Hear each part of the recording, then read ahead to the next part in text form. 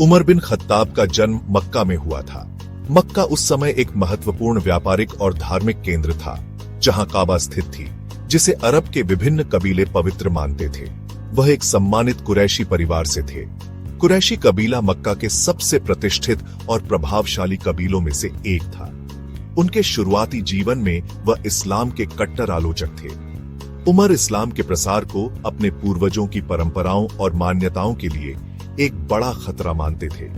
वह इस नए धर्म को अपनी परंपराओं के लिए खतरा मानते थे। उनके लिए इस्लाम का संदेश उनके समाज की स्थापित संरचनाओं और रीति रिवाजों को चुनौती दे रहा था। एक दिन गुस्से में वह पैगंबर मोहम्मद जस को मारने के लिए निकल पड़े। उनके मन में इस्लाम के प्रति इतनी नफरत थी कि उन्होंने पैगंबर को खत्म करने का निर्णय लिया। रास्ते में उन्हें पता चला कि उनकी बहन और जीजा ने इस्लाम कबूल कर लिया है। यह खबर सुनकर वह और भी गुस्से में आ गए। गुस्से में वह अपनी बहन के घर पहुंचे।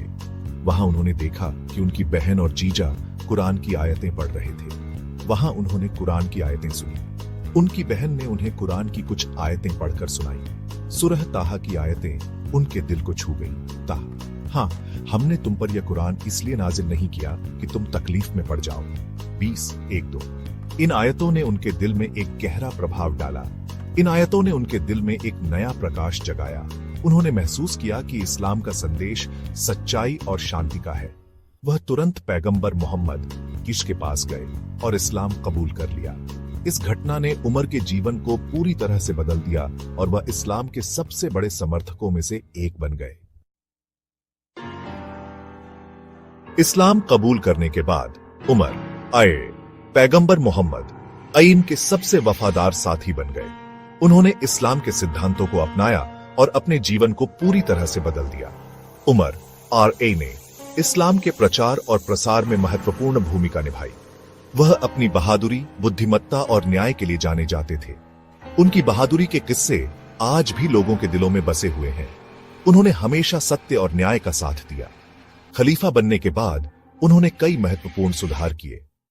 उमर ने प्रशासनिक ढांचे को मजबूत किया और समाज में न्याय की स्थापना की। उनके सुधारों ने इस्लामी साम्राज्य को एक नई दिशा दी। उन्होंने एक मजबूत प्रशासनिक ढांचा स्थापित किया। उनके द्वारा स्थापित प्रशासनिक नीतियों ने समाज में स्थिरता और समृद्धि लाई।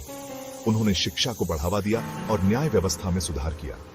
उमर ने शिक्षा के महत्व को समझा और इसे समाज के हर वर्ग तक पहुंचाने का प्रयास किया। एक बार एक गरीब महिला ने उन पर मुकदमा दायर कर दिया। यह घटना उमर के न्यायप्रियता का एक उत्कृष्ट उदाहरण है। उमर ने बराबरी के साथ उसका मुकदमा सुना और खुद को दोषी पाया। उन्होंने बिना किसी पक्षपात के न्याय किया और यह साबित किया कि कानून सबके लिए समान है। उमर के शासनकाल के दौरान इस्लामी साम्राज्य का तेजी से विस्तार हुआ और यह एक महत्वपूर्ण युग था। उन्होंने सीरिया, ईरान, मिस्र और जेरूसलम जैसे महत्वपूर्ण क्षेत्रों को सफलतापूर्वक और कुशलता से जीत लिया। लेकिन उनकी विजयों में क्रूरता नहीं थी, बल्कि उन्होंने शांति को प्राथमिकता दी। वह विजित लोगों के साथ न्याय और सम्मान से पेश आते थे, जिससे उनकी लोकप्रियता बढ़ी। उन्हें धार्मिक स्वतंत्रता दी जाती थी, जिससे समाज में शांति बनी रहती थी। उनके शासनकाल को इस्लामी स्वर्ण युग की शुरुआत माना जाता है, जो ज्ञान और संस्कृति का युग था। उमर बिन खत्ताब का जीवन मुस्लिमों के लिए एक प्रेरणा है। उनके नेतृत्व ने इस्लामी इतिहास में एक महत्वपूर्ण भूमिका निभाई है। वह हमें सिखाते हैं कि सच्चा नेतृत्व न्याय, साहस और करुणा पर आधारित होता है। उनके न्यायप्रियता के किस्से आज भी लोगों के दिलों में बसे हुए हैं। उनका जीवन हमें यह भी सिखाता है कि हमें हमेशा सत्य की तलाश में रहना चाहिए, चाहे वह कितना भी कठिन क्यों न हो। सत्य की खोज में उन्होंने कई कठिनाइयों का सामना किया।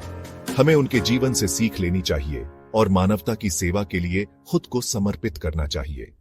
उनकी सेवा भावना और समर्पण हमें प्रेरित करते हैं कि हम भी समाज के लिए कुछ करें।